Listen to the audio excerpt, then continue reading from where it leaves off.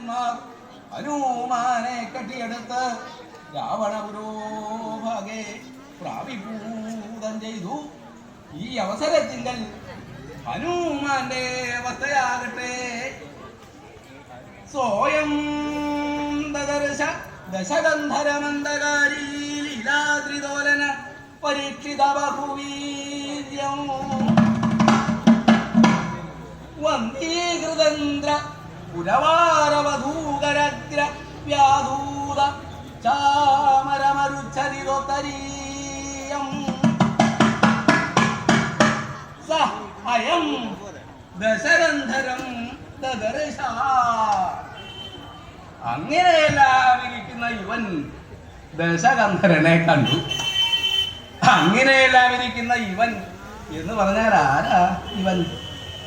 ശ്രീ ഹനുമാൻ, ശ്രീരാമദൂതനായിരിക്കുന്ന ശ്രീ ഹനുമാൻ രാക്ഷസ ശ്രേഷ്ഠനായിരിക്കുന്ന രാവണനെ നേരിട്ടങ്ങനെ കണ്ടു. ഇവനെ കാണാനാണോ വന്നത്? ഹനുമാൻ ഈ ക്ലേശങ്ങൾ മുഴുവനും സഹിച്ച് ഈ ലങ്കാദ്വീപത്തിൽ എത്തിയിരിക്കുന്നത് ഈ മഹാഭാവി രാവണനെ കാണാനായിരുന്നോ? അല്ല, പിന്നെ എന്തിനായിരുന്നു വന്നത്?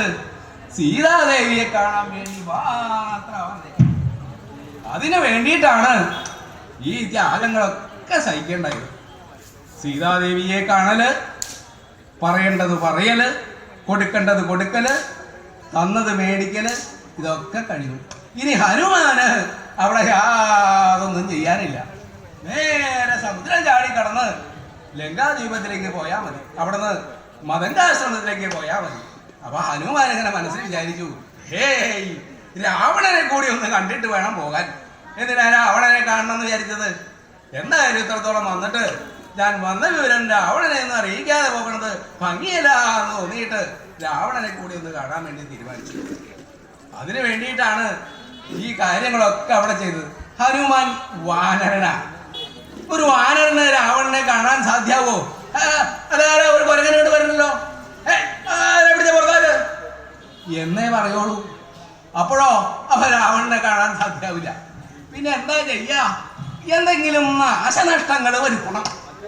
അതിനു വേണ്ടിയിട്ടാണ് അശോകവനികോദ്യാനം നശിപ്പിക്കല്, ജംബുമാലിയെയും 1000 കിങ്കരന്മാരെയും നിഗ്രഹിക്കല്, സപ്തമന്ത്രികുമാരന്മാരെ ഹനിക്കല്, പഞ്ചസേനാധിപന്മാരുടെ കഥ കഴിക്കല്, അക്ഷകുമാരന്റെ വധവും ഈ ഹനുമാൻ ഒറ്റയ്ക്കാണ്.